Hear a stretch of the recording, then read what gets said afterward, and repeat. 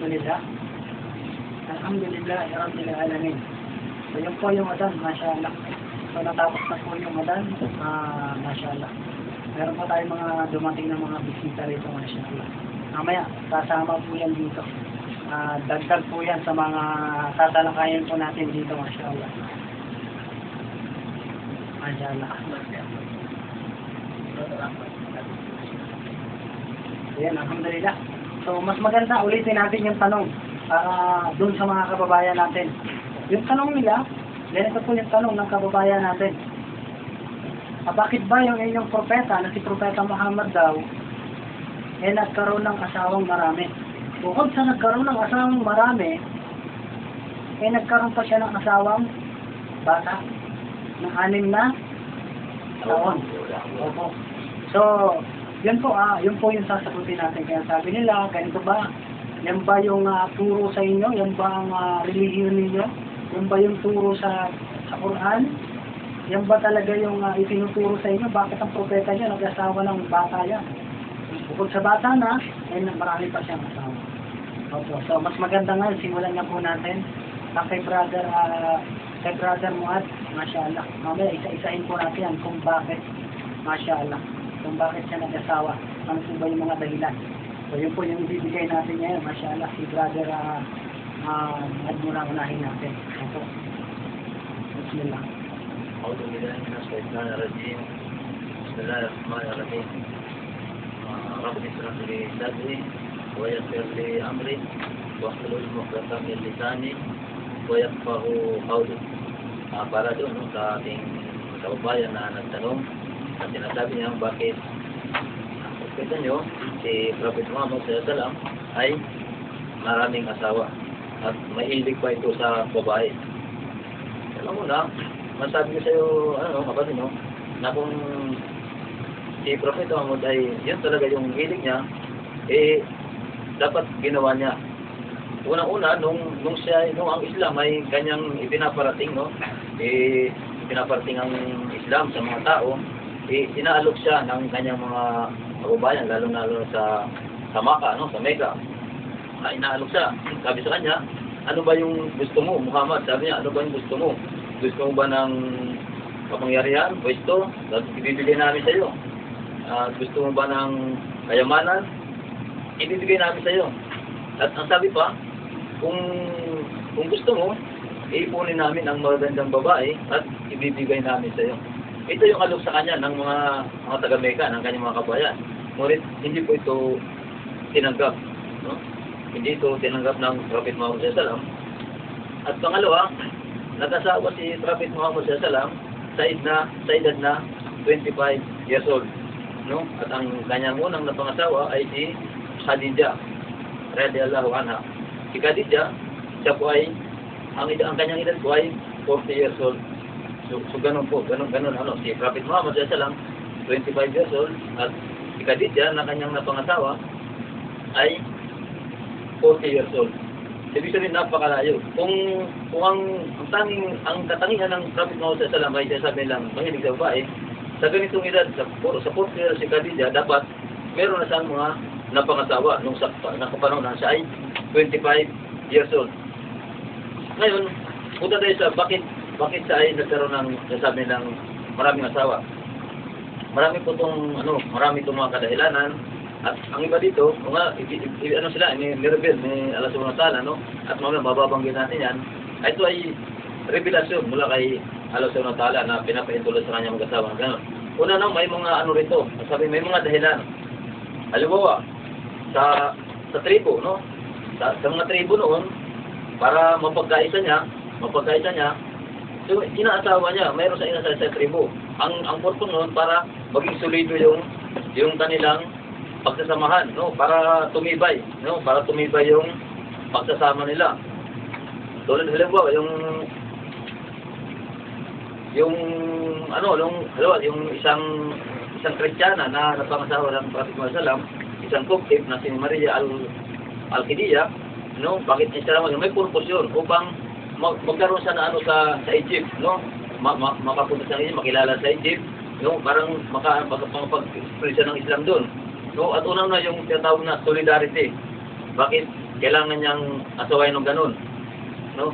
Bakit niya nag-asawa? Halimbawa, mayroong isang tribo doon. Halimbawa, yung pagano na ka na sa kabilang tribo ay may kaaway sa kabilang tribo. So siya yung namagitan doon.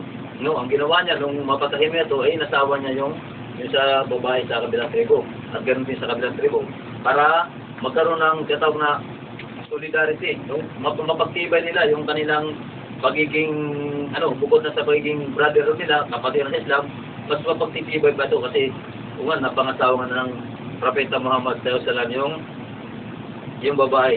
So ganun po yun. Hindi po dahil lang sa sinasabi natin o sinasabi ng mga babae natin na mahilig sa babae si Propeta Muhammad SAW. Katunayan niya sa kanya mga napangasawa, o isa lang din yung dalaga, no? Ayun niya si Aisha. At karamihan doon ay meron ng mga naging asawa, yung mga hiniwalayan, no? Mga nabalo, yung napangasawa ng Prophet Muhammad. Kaya kung isipin natin, ito ba yung sasabihin ng ating mga kabayan na mahilig sa babae? Ganong karamihan sa kanyang napangasawa, may mga naging karanasan na, may naging asawa na. Oh, mayroon din yung kami nabalo, May mga anak na. may mga anak na, at yung iba iniwala yan. At isa lang ang dalaga ron, si Aisha. Ngayon, bakit si Aisha ay yung pinakabata? Sapagkat pinili rin po ni Allah Subhanahu wa Ta'ala, sapagkat si Aisha ay isa po sa pinakamaraming naipong hadith, no? Isa pang-apat siya lang yung isang babae na napakaraming naipong hadith, no? O yung mga salita na inipon mula kay Prophet Muhammad SAW. Isa po siya sa mga nakaipon niya, si Aisha. So ito yung naging advantage ng pagiging bata ni Aisha, sapagkat siya po ang marami, pang-apat na nakaipon ng hadith, no? Mula kay Prophet Muhammad SAW. At sinasabi nila na inasawa. Tama po yun, inasawa sa ganong kabata. Pero hindi po sila nagsama ng ganun din kabata. Pinakasalan niya ni Prophet Muhammad SAW si Aisha, pero hindi na nga naman, yung araw na kinasalan nila ay nagtabi ka agad sila. Hindi po, umabot pa yun, na kung saan dumating sa puntong si Aisha ay sinasabi nila nasa pagdadalaga na. No, yung dumating na sa kanya yung buwan ng dalaw. Doon pa lamang po sila nagsama ng Prophet Muhammad SAW. Sabi na, nasa ito yung mga nasa 13, kung hindi ako nagkakamali, gano'n. Doon lang po sila nagsama, no, ni Prophet Muhammad SAW. At isa may marinig natin na hindi narinig daw yung panig na Aisha kasi bata. Parang pinapalabas na ito ay pinilit lang. O yung kanyang mga pinakasama ang babae, sinasabi lang, hindi narinig yung panig, no? Hindi narinig yung panig, lalo na siya kasi isa yung bata, hindi narinig yung panig niya. No, parang sinasabi na parang napilitan, parang gano'n ang tinutukoy nila. So, kaya Subhanahu wa Ta'ala, nagbabasa ng revelasyon para doon sa kanyang mga asawa niya. O, sabi sa Al-Aqsa 33:28, no? Sabi rito, sabi ni Allah Subhanahu wa Ta'ala, A'udhu billahi minash shaitanir rajim. Ya ayyuhan nabiyyu qul li azwajika in kuntunna turidnal hayatad dunya wa zinataha fata'alaina umatikunna wa uzirakunna sarajan jamila. No? Ipinatawag ni Prophet Muhammad SAW kanyang asawa. Sinabi niya na may dumating revelasyon, no? Ito yung revelasyon na ibinigay ni Allah Subhanahu wa Ta'ala. Sabi rito, sa pinakamalapit ko na kahulugan, sabi rito, O Propeta Muhammad, sabihin mo sa iyong mga asawa, kung inyong ninanasa ang buhay sa mundong ito at ang kinang, mga pulumuti nito, kung gayon, o ay pumarito sa akin. So, pinatawag ni Prophet Muhammad SAW kanyang mga asawa. Sabi niya, may dumating na revelasyon para sa akin. At ito nga, sabi doon na, kung inyong ninanais ang buhay sa mundong ito at ang kinang nito, kung gayon, kayo ay pumarito sa akin. No, yung kanyang mga asawa. At pagkakalubang ko kayo ng inyong ikabubuhay. Ibig sabihin, sinabi ng Prophet na kung ninais nyo na lisanin ako o hindi ayawan nyo ako, bibigyan kayo ng ikabubuhay. At bibigyan kayo ng kalayaan ng magandang paraan. Ibig sabihin, pinatawag niya yung kanyang mga asawa at kinuha niya yung panig. Yung sinabi niya, kung ayaw nyo sa akin, ayaw akong pangasawa, ibibigyan kayo ng kalayaan. bibigyan ko kayo ng kalayaan, bibigyan ko kayo ng kabubuhay nyo, at bibigyan ko kayo ng magandang paraan. Ibig sabihin, pwede kayong makipag-diborsyo, no? Pwede silang makipag-ulay kay Prophet Muhammad sallallahu alaihi wasallam, no? At sa pangalawang ayat, sabi ron, A'udhu billahi minash shaitanir rajim, wa in kuntunna turidna Allah wa rasulahu wad daral akhirata fa inna Allah a'udda lil muhsinati min kunna ajran azim. No, sabi ron, datapwat kung ninanais ninyo si Allah at ang kanyang sugo, no, kung susundin niyo si Allah subhanahu wa ta'ala at ang kanyang sugo, gusto niyo ang kanyang sugo, at ang tahanan sa kabilang buhay, no, yung kapalit nito, yung para sa kabilang buhay, kung gayon, katotohanan si Allah ay naghanda para sa inyo na mapaggawa ng kabutihan ng isang malaking gantimpala. So, ito po yung kasagutan doon sa sinasabi na hindi raw kinukuha hindi nakuha yung panig na isa sa bata nga, no, ipinakasal na bata, no, at parang sinasabi na parang napilitan lang, no, siya ay isa na ipakasal doon sa propeta, hindi nakuha yung panig. So ito yung kasagutan doon na binigyan sila ng pagkakataon ni Allah subhanahu wa ta'ala at propeta man na kung ninanais nyo ang mundong to, no, ang kinang ng mundong to, ang kayamanan nito, ang kagandahan nito, ay pagkakaloob sa kanila ni Allah subhanahu wa ta'ala, no? Yung kalayaan na ibibigay nila yung kung halimbawa ay naayaw nila dahil nga sa marami, kung halimbawa ayaw nila ng ganong pamaraan, so binigyan sila ng pagkakataon ni Allah subhanahu wa ta'ala na pwede nilang lisanin si Prophet Muhammad, pwede nilang ayawan si Prophet Muhammad sallallahu alaihi wasallam, no? At sabi na, at kung sino man ang nanaisin si Allah at ang kanyang sugo, no, at ang kabilang buhay, kung gayon mayroong nakalaan para sa mga asawa ng Propeta Muhammad sallallahu alaihi wasallam, no? Merong gantimpala sa kanila sa pagsunod nila sa Prophet Muhammad at pagpayag nila para mapangasawa nila si Prophet Muhammad sallallahu alaihi wasallam. Ito yung mga dahilan at idadagdag natin kapatid na yung pag-aasawa niya ng halimbawa, yung bawat ng babae ng Siyam, may may mga dahilan. May wisdom. Unang-una dito yung pagkakaisa, para mapagkaisa niya yung mga tribo. Yung mga tribo sa kasi ang Islam noon kailangan maging solid, no? Kailangan yung pagkakaisa maging solido. So ang isang tribo, para mas lalong mapapaisa niya to, mapasa kanila, magkaroon talaga ng brotherhood na totoo, yung hindi lang sa mga kapatid sa Islam, paging sa dugo na kasi napangasawa ni Prophet Muhammad. So kailangan magkaroon siya ng asawa ron, no? Magkaroon siya ng asawa doon, no? Yun ang isa sa mga dahilan na kung bakit gano'n na nga. At siyempre sabi natin na ang ilan sa mga naging asawa niya ay nagbigay rin ng sabi na dawa, nagpaanyaya rin sila sa sabat. Si Prophet Muhammad, isa sa mga sabi na mahiyain siya, no? Mahiyain, no? Minsan na ikipag-usap sa babae. So, ang ginagawa niya, yung asawa niya, sa isang lugar doon, may asawa siya doon, yun ang naging daan para makilala doon yung Islam. Sa kabila, ganun din. So, yun yung naging dahilan. At itong huli, yung sa Al-Aqsa 50, babasahin po natin na yung kanyang mga naging asawa, ito ay ibinigay ni revelasyon mula kay Allah subhanahu wa ta'ala. Ang sabi rito, A'udhu billahi minash shaitanir rajim, Ya ayyuhan nabiyyu, inna akhlalna laka azwajika allati ataita ujurahunna wa ma malakat yaminuka mimma afa Allahu alayka wa banati ammika wa banati ammatika wa banati khalika wa banati khalifika allati hajarna ma'aka wa imra'atan mu'minatan in wahabat nafsaha lin nabiyyi in arada an-nabiyyu an yastanihaha khalisatan laka min duni mu'minin qad alimna ma faradna alayhim fi aswajihim wa ma malakat aymanuhum.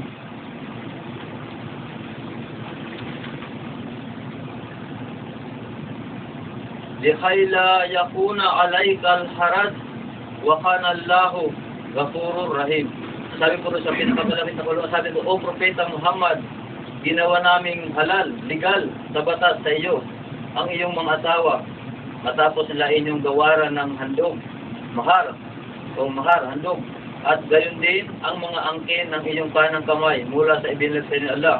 Ibig nito yung mga naging ano sila sa digmaan, no? Pagka meron silang lugar na nadidigma, nakukuha nila yung ibang mga babae ron. So, sasabihin yung sa babae na nakuha sa labanan. So, legal yun para kay Prophet Muhammad sallam. At mga anak na babae ng iyong mga amain sa ama. At mga anak na babae ng inyong mga tiyahid sa ama.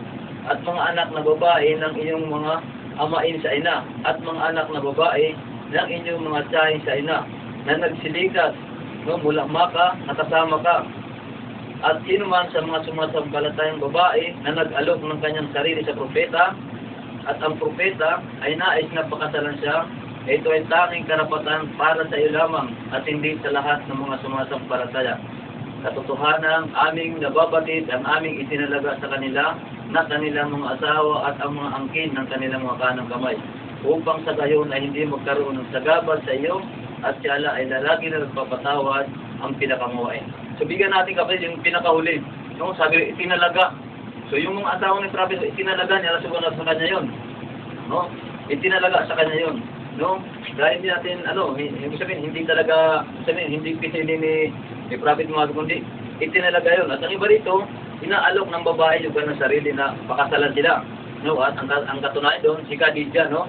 Inalok niya yung sarili niya. Nagbigay siya ng misayero doon na iparating mo kay Muhammad. Sabi niya na nais ko siya. No?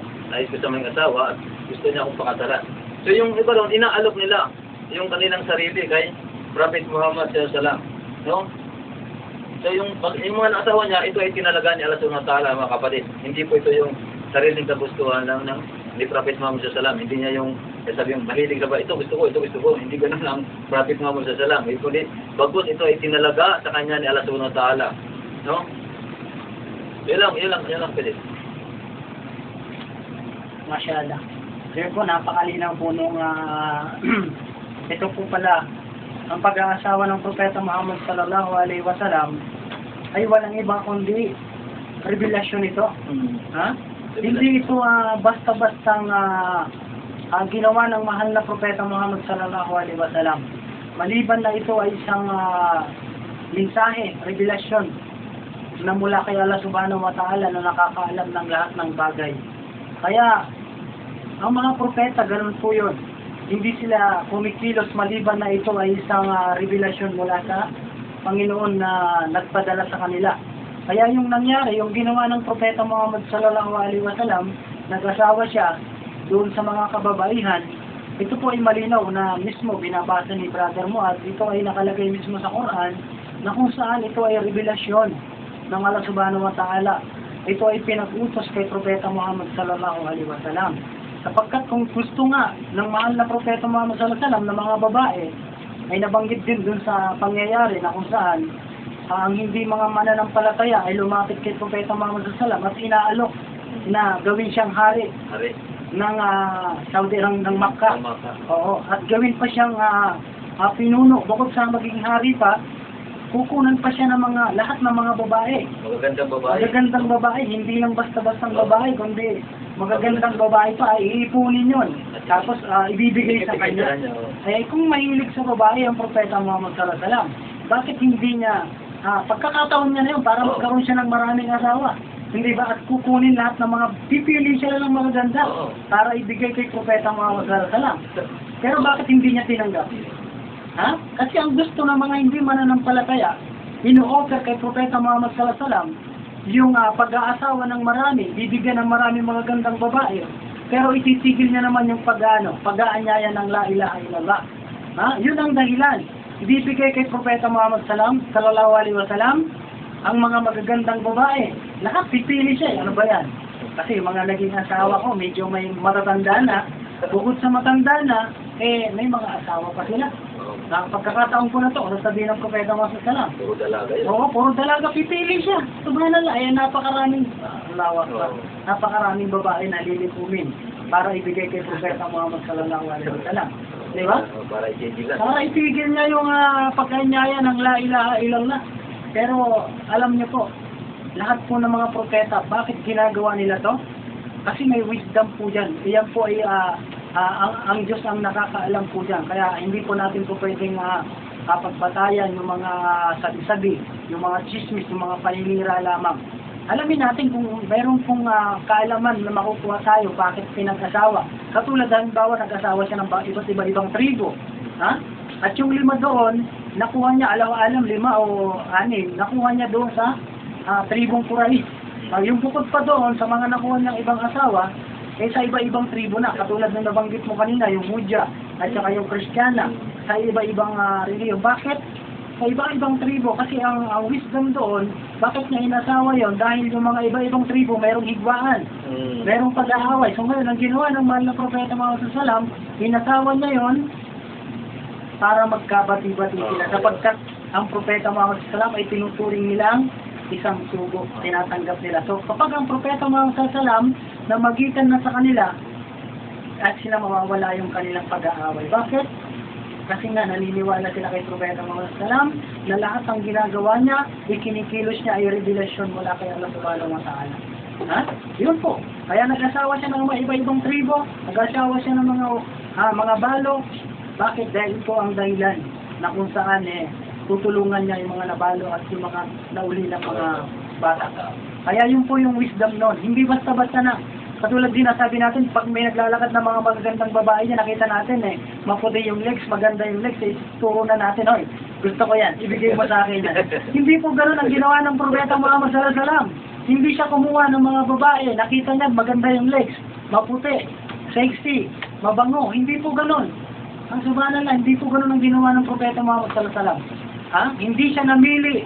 Maliban ito ay revelasyon mula kay Allah Subhanahu wa Ta'ala. Ha? Mamaya tatalakayin natin bakit nag-asawa siya ng bata kay Aisha naman. May wisdom din dyan. Bakit inasawa niya? Nabanggit na ng kapatid natin na Brother Muad. Isa siya sa naka-memorize ng hadith. Actually, yung hadith na yon, siya lamang ang nakakaalam doon. Walang ibang nakakaalam. Maliban. Kaya si Abu Hurairah, sa kanya humihingi ng tulong minsan pagdating sa hadith kung ano isinasagawa ng mahal na Propeta Muhammad sallallahu alaihi wasallam. 2,600 na hadith. Memorize ni Aisha yun. Masya Allah. Mamaya talakayin natin yan. Ito muna yung pagiging maraming asawa muna. Unahin muna natin kasi dalawa yung tanong niya ron. Maraming asawa at pag-aasawa ng bata. Opo. Kaya yun po yung wisdom doon. Bakit nag-asawa siya ng mga maraming asawa? Kasi kung titingnan natin, sinasabi ng kababayan natin, mahilig sa babae. Kung mahilig nga po sa babae yan, bakit hindi niya kinuha, tinanggap yung mga offer ng mga Quraysh noon? Inuoperan siya na maging hari siya, maging pinuno siya. Lahat ibibigay sa kanya, lilikob siya ng mga kayamanan. Ibibigay sa kanya kay Propeta Muhammad sallallahu alaihi wasallam. Ibibigay yung mga magagandang babae. Pipili pa sila yung magagandang babae. Masya Allah, yung mga wala pang asawa. Pero bakit pinili ng Propeta Muhammad sallallahu alaihi wasallam na mag-asawa ng balok ng matanda at wala pang masyadong itsura? Masya Allah. Bakit? Kasi ito, wala siyang magagawa. Maliban na lamang ito ay revelasyon ng pahingkulot ng Allah Subhanahu wa Ta'ala. Yun po yun, nabasa ni Brother Muad, revelasyon po yun. Mula sa Panginoon na nakakaalam ng lahat ng bagay. Kaya yun po yun. Kaya siguro naman ngayon, mawawala na yung pag-iisip. Yung mga tatalakayin natin. Nakita nyo po kahit dun po sa kasulatan ninyo, tingnan nyo po, si Solomon, magmula kay Abraham, si Adan na lang po, ilan na po ang asawa ni Adan? Sa Biblia, ay sa Biblia. Ay si Abraham, ilan ang asawa niya? Higit sa isa. Sabihin natin kay Solomon, 700 na asawa niya. Bukod pa doon, meron pa siyang mga kabit. Subhanallah. Yung 300, kabit yun. Yung mga 700 na asawa niya, pinakasalan niya. Pero yung mga 300 na yun, hindi niya pinakasalan. Ako dito na yan. Sa Biblia, nakalagay po yan. Nagkataw lang yung kukubain. Para kasi, talagang talaga yan. Ibig sabihin, hindi dumaan sa legal na proseso. Ibig sabihin, hindi pinakasalan. Pero ano ibig sabihin nyo, pag hindi pinakasalan? Hindi nasalan, nangalo niya, saka nangabit. Yun na po yun Kaya, ang Propeta Muhammad sallallahu alaihi wasallam, dumaan lahat sa legal. Legal sa mata ng Diyos, legal sa mata ng tao. Kaya, yun po yun mga kapatid. Yun po yun. Kahit maging sa Biblia niyo po, si David, si Solomon, napakaraming mga asawa po nila. Walang propeta. Maghanap po kayo ng propeta sa Biblia. Walang propeta ang nag-asawa lamang ng isa. Maghanap po kayo dyan. Lahat halos ng propeta sa Biblia, maraming asawa. Opo. So bakit nyo tinutuligsa yung propeta na nag-asawa na higit sa isa, samantalang makikita natin sa inyong kasulatan, sila ay nagsipag-asawa yung mga propeta ng higit sa isa. Eh anong gusto nyo? 700 na asawa, plus mayroong 300 na kabit, sabihin natin 1,000, o yung sabihin natin siyam na asawa ng propeta Muhammad sallallahu alaihi wasallam. Mamaya may sabihin ako isang sekta ng Kristyanismo. Hindi kita pa si Prophet Muhammad sallallahu alaihi wasallam. Oo, mamaya. Hindi lang yung mga nagtatag ng mga reliyon, kundi makikita natin, sabihin natin, mayroon pang sikat na senador, congressman, Oo. nag-asawa siya ng subhanallah, artista pa yan, alam niyo na po yan kung sino yan. Ha? Bakit hindi niyo po tiligsain yun? Oo. Ha? Hindi naman propeta yun. Mamaya ito po ha, medyo pahapiyaw pa lang po tayo, mamaya iinit pa to. Masyaallah. Ha? Yun po yun. Sige, mamaya, mag-text lang po kayo kung anong gusto niyo po kung malaman. Nasa ganun, masagot po namin sa paintulot ng Allah subhanahu wa ta'ala. So, alhamdulillah, karagdagan po si Brother Abdurrahman, masyaallah. Brother, dagdagan mo yung mga, mamaya balikan natin yung mga iba, masyaallah. Dagdagan mo yun, yung mga katanungan ng mga kababayan natin. Mela. Bali, parang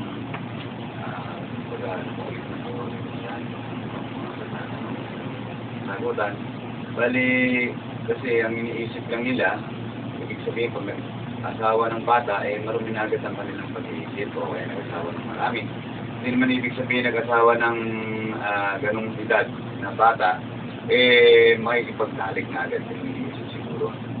Mamaya, tatalakayin na natin. Oo. Inshallah. Marumi lang mga pag-iisip siguro, mga kaya medyo binibigyan nila ng pangit na hulugan, hindi naman nila napapag-aralan. Yan ang mga Masyaallah. Si Sister Alaya. Masyaallah.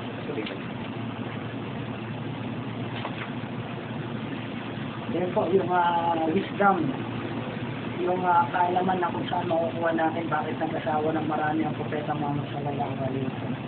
Opo, isi-share po ng ating sister, si Sister Alaya, masyaallah. Meron po siyang gustong basahin para sa kasagutan ng ating kababayan, masyaallah. Dadagdag ko lang po.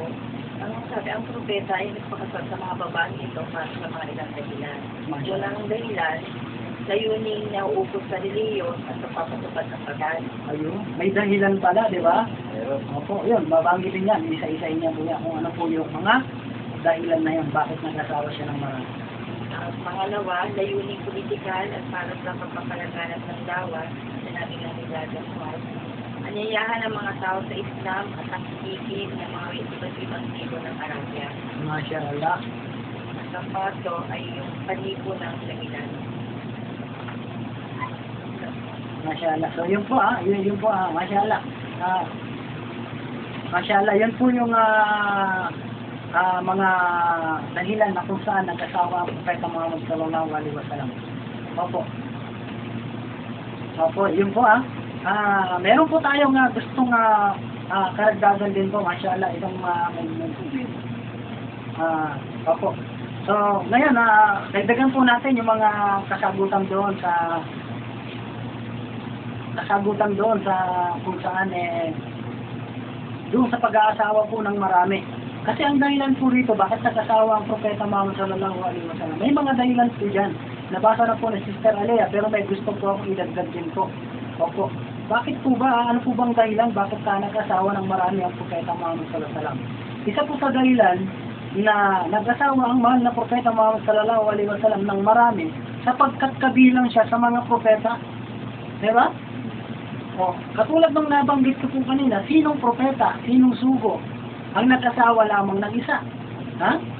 Kasi, kaya siya nag-asawa ng marami sapagkat si Propeta Muhammad ay kabilang sa mga propeta. Yun ang dahilan. Bakit?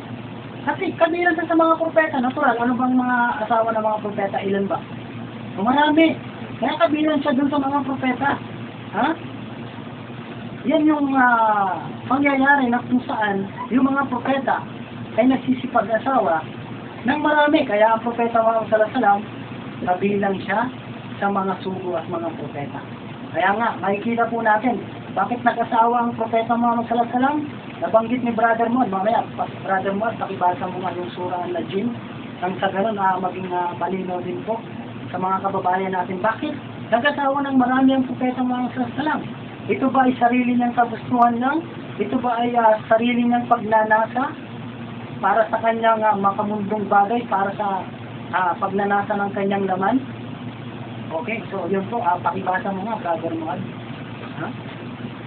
Najm ayan. Bukan po. Paano po? Bismillahirrahmanirrahim. وَالنَّجْمِ إِذَا هَوَى مَا ضَلَّ صَاحِبُكُمْ وَمَا غَوَى وَمَا يَنطِقُ عَنِ الْهَوَى إِنْ هُوَ إِلَّا وَحْيٌ يُوحَى. Ano mo, brother, sa Tagalog, nagkagabi, may malaman nila kung anong kaulugan ng binasa na yun. Malapit na balugan. Oo, yung medyo malapit-lapit na kaulugan. Opo. Nang sa ganun, malaman po nila kung ano po kahulugan yun. Opo. Masya Allah. Ito po ang sinasabi sa Tagalog. Saling Tagalog po. Sabi po, ako, mala po ang salita, ay nanunumpa sa bituin kung ito ay lumulubog o naglalaho. Ang inyong kasama, si Propeta Muhammad po, ay hindi naligaw ng landas, gayon din ay hindi nagkamali. At hindi rin siya nagsabi ng sarili niyang pagnanasa. Ito'y tungkol sa reliyon. Ito ay isa lamang inspirasyon o kapahayagan na ipinahayag sa kanya. Masya Allah. So, malinaw po yung nabasa sa banal na Quran. Hindi po niya sariling pagnanasa, kundi ito ay revelasyon mula kay Allah subhanahu wa ta'ala. Kaya hindi niya ginawa na mamili doon sa mga magagandang babae na ino-offer ng mga hindi mananampalataya. Kukuha yung mga hindi mananampalataya, lilikom ng mga magagandang babae, pipiliin yung mga magagandang babae. Ibibigay kay Propeta Muhammad sallallahu alaihi wasallam. Pero bakit hindi niya tinanggap? Sapagkat binasa sa Quran, nabanggit ng Allah subhanahu wa ta'ala sa Quran, na binasa ni Brother Muad, na ito ay hindi sarili niyang pagnanasa. At kung sarili niyang pagnanasa yan, pupunin niya yung mga babae na ibinibigay ng mga hindi mananampalataya kay Propeta Muhammad sallallahu alaihi wasallam. Ibibigay sana yun, pupunin sana ng Propeta Muhammad sallallahu alaihi wasallam kung ito ay sarili niyang pagnanasa. Sapagkat bakit? Ang gusto ng mga hindi sumasampalataya kay Allah, ipatigil yung pag-anyaya sa reliyon ng Allah, yung la ilaha illallah. Yun ang gusto nila, kaya gusto nila nga bigyan ng kayamanan, gawing hari, bigyan ng mga maraming babaeng magaganda. Pipili ang Propeta Muhammad sallallahu alaihi wasallam kung anong gusto niya. Pero bakit yung mga naging asawa niya, yung mga balo, matanda, hindi ganun kaganda. Masya Allah. Pero bakit? Kasi ito ay dahilan na kung saan ito ay revelasyon mula kay Allah subhanahu wa ta'ala. Hindi niya po sariling pagnanasa yon. Yun po ang isang dahilan. Dahilan, kabilang siya sa mga propeta. Ang Propeta Muhammad sallallahu alaihi wasallam, kabilang siya sa mga propeta. Opo, yan po ay mababasa rin po natin sa banal na Quran. Kaya siya nag-asawa ng marami dahil siya po ay sugo.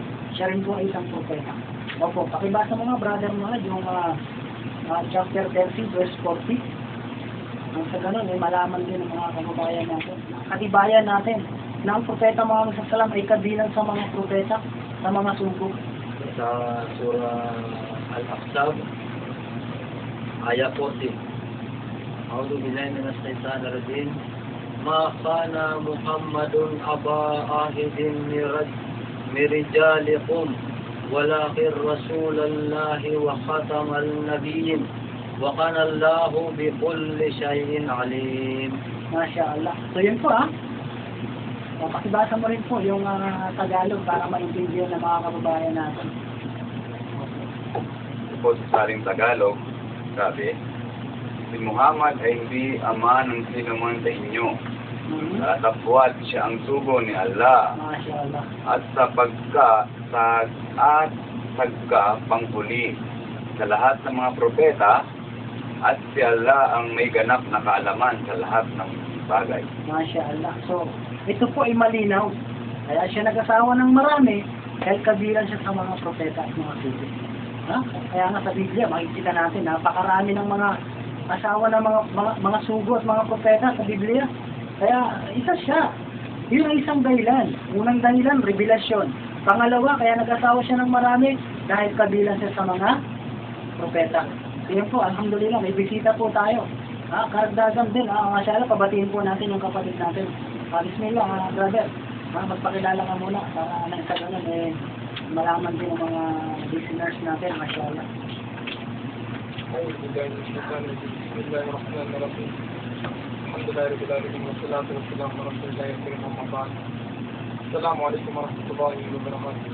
Alhamdulillah mga kapatid at mga iniligo ko mga tagapakinig.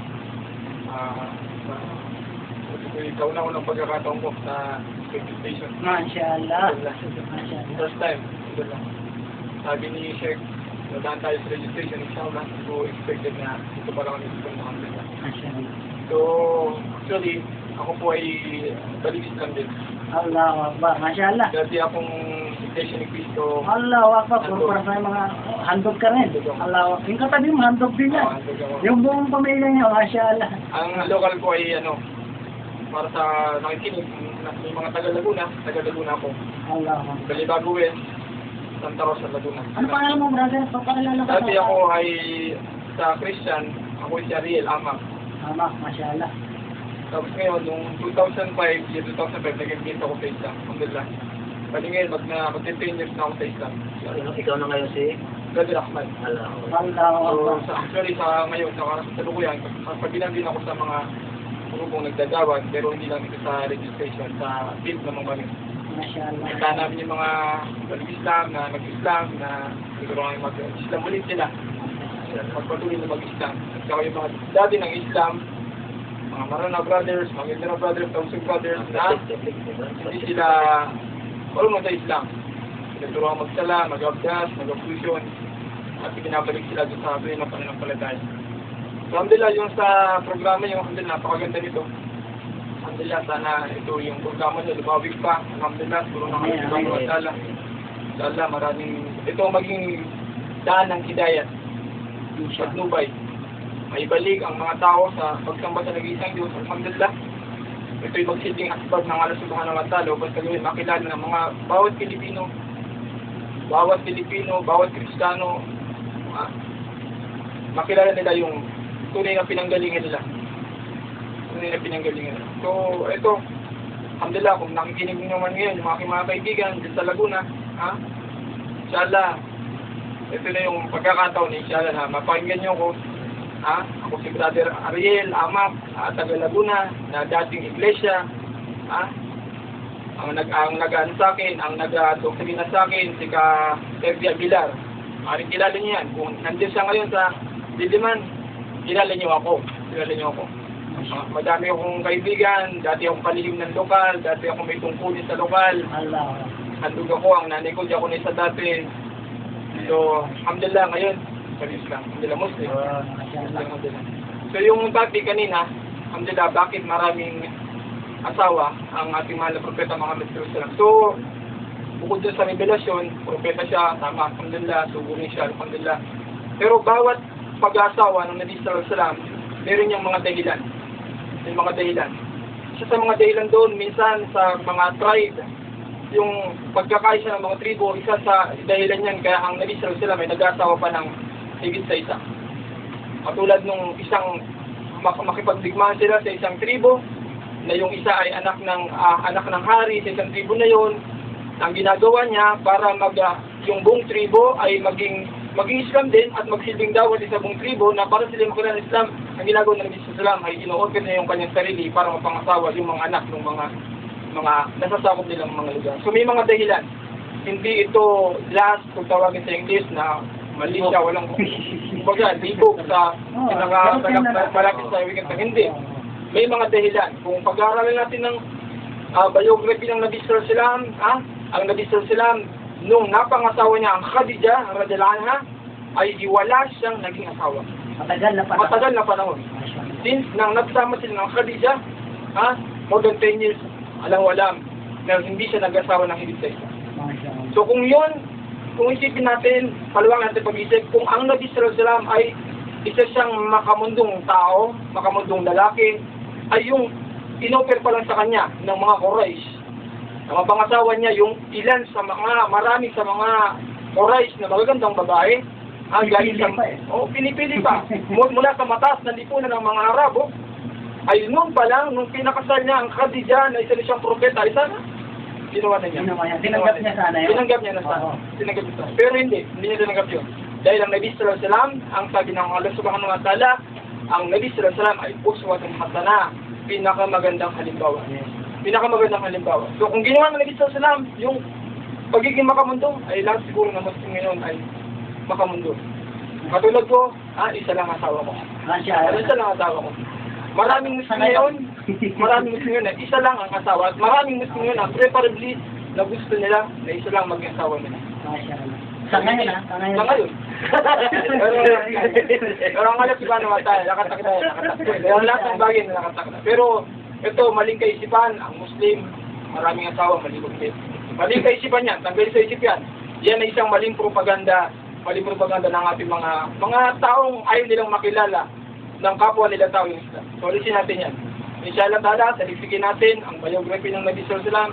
Tignan natin, sa mga encyclopedia, sa mga lahat, pati ang mga scholars, mga Christian scholars, sinasabi nila, ang Nabi sallallahu alaihi wasallam ay pinakamarangal na taong nabuhay sa mundo. Masya Allah. So, yun lang mga kapatid siya.